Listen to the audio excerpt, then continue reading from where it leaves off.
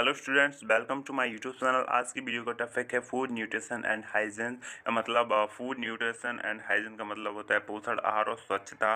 इससे रिलेटेड बहुत ही important question है। यहाँ पे हर टॉपिक वाइज आपको क्वेश्चन कराए जाते हैं, तो फटाफट देख लेते प्रश्नों को। और इससे पहले मैं बता दूँ, यदि आपने इस चैनल को सब्सक्राइब नहीं किया है तो सब्सक्राइब कर लें कि यहाँ पर आपको BA BSc और BCom से रिलेटेड सारे टॉपिक वाइज क्वेश्चन क्लियर कराए जाते हैं। यहाँ पे आपको सिलेबस भी बताया जाता है, तो फटाफट चैनल को सब्सक्राइब कर लीजिए और देख लेते हैं आज के प्रश्नों को। तो यहाँ पे पहला प्रश्न है कि शिशु का प्रारंभिक आहार कौन सा होता है। तो शिशु का प्रारंभिक आहार क्या होता है, तो याद रखना क्या होता है, माँ का दूध होता है। इसके बाद नेक्स्ट क्वेश्चन है प्रसव के उपरांत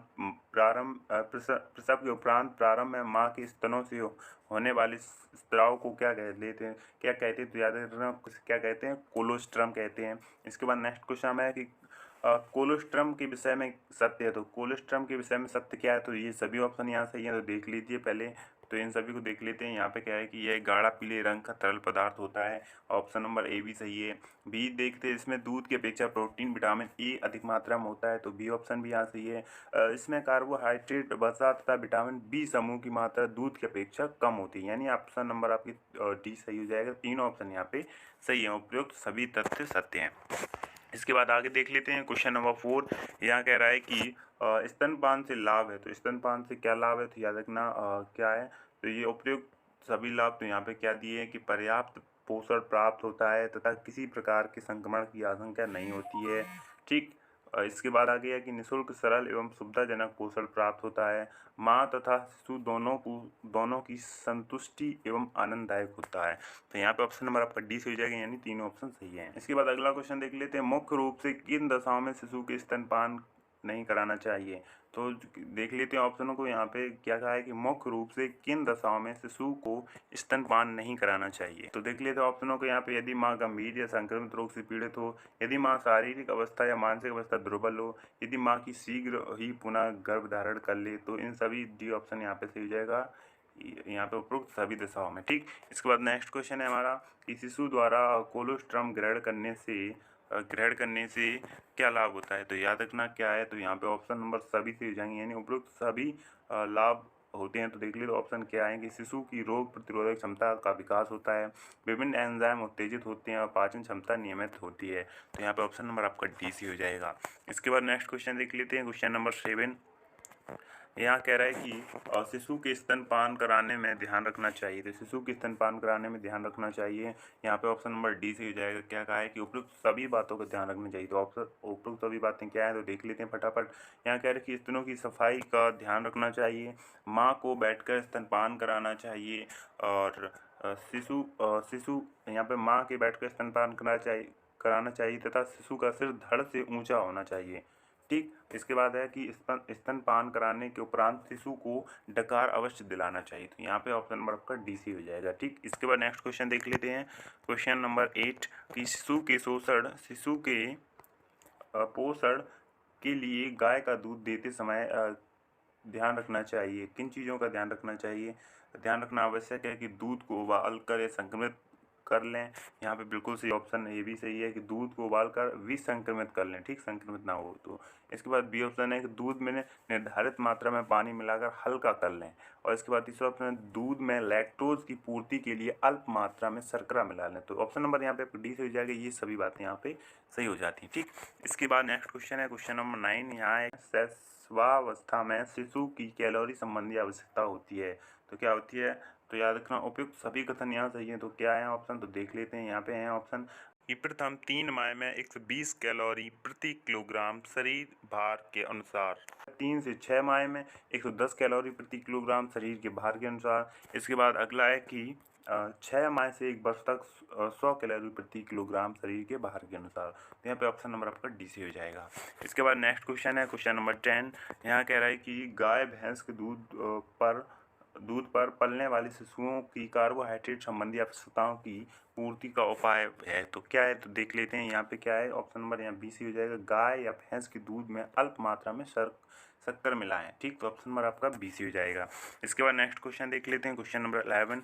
यहाँ कह रहा है कि 4-5 माह के शिशु को दूध के अतिरिक्त दिया जाने वाला आहार कहलाता है, तो पूरक आहार कहलाता है। ऑप्शन नंबर यहाँ पे आपका सी से हो जाएगा। इसके बाद नेक्स्ट क्वेश्चन है कि शैशवावस्था से आशय है, तो शैशवावस्था से क्या आशय है, तो देख लेते हैं ऑप्शन। तो यहाँ पे है कि शैशवावस्था आशय क्या है, तो ऑप्शन नंबर यहाँ पे आपका सी से हो जाएगा, जन्म से 3 वर्ष की आयु अवस्था। शैशवावस्था का मतलब होता है कि जन्म से 3 वर्ष की आयु की अवस्था। ठीक है, इसके बाद नेक्स्ट क्वेश्चन देख लेते हैं। 6 माह तक की शिशु को प्रोटीन संबंधी आवश्यकता की पूर्ति होती है, तो यहाँ पे क्या है कि 6 माह के शिशु की प्रोटीन संबंधी आवश्यकता की पूर्ति होती है दूध के माध्यम से, यानी ऑप्शन नंबर आपका यहाँ ए सी हो जाएगा। इसके बाद नेक्स्ट क्वेश्चन है कि शिशु के कैल्शियम तथा फास्फोरस की अधिक आवश्यकता क्यों होती है, तो अस्थियां एवं दांतों के निर्माण के लिए, तो यानी ऑप्शन नंबर यहाँ पे आपका ए सी हो जाएगा। इसके बाद नेक्स्ट क्वेश्चन देखते हैं, क्वेश्चन नंबर 15। और शिशु के सामान्य पोषण का लक्षण, तो शिशु के सामान्य पोषण का लक्षण क्या है, तो यहाँ पे ये सभी ऑप्शन हो जाएंगे। शिशु के वजन तथा लंबाई में समान वृद्धि होती है, शिशु की मांसपेशियां सुसंगठित होती हैं और त्वचा के नीचे वसा सामान तय होती है, शिशु प्रसन्न रहता है तथा खेलता रहता है, शांत नींद लेता है, तो ये सभी ऑप्शन यहाँ सही है। ठीक है, इसके बाद नेक्स्ट क्वेश्चन है, क्वेश्चन नंबर 16। यहाँ कह रहा है कि शिशु को पूरक आहार देते समय ध्यान रखना चाहिए, तो किन बातों का ध्यान रखना चाहिए, तो यहाँ पे देखिए कि प्रारंभ से तरल पूरक आहार ही दिए जाने चाहिए, तो ऑप्शन नंबर यहाँ ए सही हो जाएगा। बी भी यही एक सही है कि एक बार में केवल एक ही पूरक आहार प्रारंभ करना चाहिए तथा कम मात्रा में ही दिया जाना चाहिए। इसके बाद सी ऑप्शन है, यदि शिशु पूरक आहार ग्रहण करने से अरुचि दिखाए तो उसे कोई अन्य पूरक आहार दिया जाना चाहिए, तो यहाँ पे आपका डी ऑप्शन सी हो जाएगा। उपयुक्त सभी बातों का आवश्यक ध्यान रखना चाहिए। ठीक, इसके बाद हम नेक्स्ट क्वेश्चन देख लेते हैं, क्वेश्चन नंबर 17। यहाँ कह रहे हैं कि शिशु के दूध में अधिक मात्रा में शक्कर मिला देने से परिणाम क्या होता है, तो क्या होता है, उपयुक्त सभी परिणाम हो सकते हैं। क्या क्या हो सकते हैं, दांत खराब हो सकते हैं, खराब होने की आशंका होती है, कैलोरी की अधिकता होने पर उसके अनुपात में अन्य भोज्य तत्वों की कमी होना, मीठी वस्तुएं अधिक खाने से आदत पड़ सकती है, तो और यहाँ पे आप ये सभी आदतें पड़ सकती हैं, तो यहाँ पे आपको ध्यान रखना चाहिए। ऑप्शन नंबर यहाँ डी सी हो जाएगा। इसके बाद नेक्स्ट क्वेश्चन है, फेरिक्स क्या है, तो फेरिक्स शिशुओं को दिया जाने वाला एक संतुलित पूरक आहार है, तो याद रखना ऑप्शन नंबर यहाँ पे आपका बी सी हो जाएगा। इसके बाद नेक्स्ट क्वेश्चन है, शैशवावस्था में मुख्य रूप से खनिज लवणों की आवश्यकता होती है, तो किन खनिज लवणों की आवश्यकता होती है, कैल्शियम फास्फोरस और लोहा खनिज, तो यहाँ पे ऑप्शन नंबर सी हो जाएगा, लोहा खनिज। ठीक, इसके बाद नेक्स्ट क्वेश्चन नंबर 20। यहाँ कह रहा है कि शिशु की पाचन प्रक्रिया के विषय में क्या सत्य है, शिशु की पाचन क्रिया के विषय में क्या सत्य है, तो यहाँ पे सभी ऑप्शन उपयुक्त सभी सत्य हैं, तो देख लेते क्या सही है। तो यहाँ पे है कि सामान्य रूप से शिशु कार्बोज का प्रोटीन तथा एमल्सीकृत वसा का पाचन सरलता से कर सकता है, शिशु अन्य वसा तथा स्टार्च का पाचन ठीक से नहीं कर सकता, तो ये दोनों ऑप्शन यहाँ सही है, इसलिए सी ऑप्शन यहाँ सही हो जाता है, उपयुक्त दोनों तथ्य सत्य हैं। इसके बाद नेक्स्ट क्वेश्चन, पूरक भोज्य पदार्थों से शिशु को प्राप्ति होती है, तो किस पूरक भोज्य पदार्थ होते हैं, शिशु को किस चीज़ की प्राप्ति होती है, किन से प्राप्त होती है, टमाटर संतरे रस से विटामिन सी से, मछली के तेल से विटामिन ए और डी, अंडे की जर्दी प्रोटीन तथा लौह थामिन।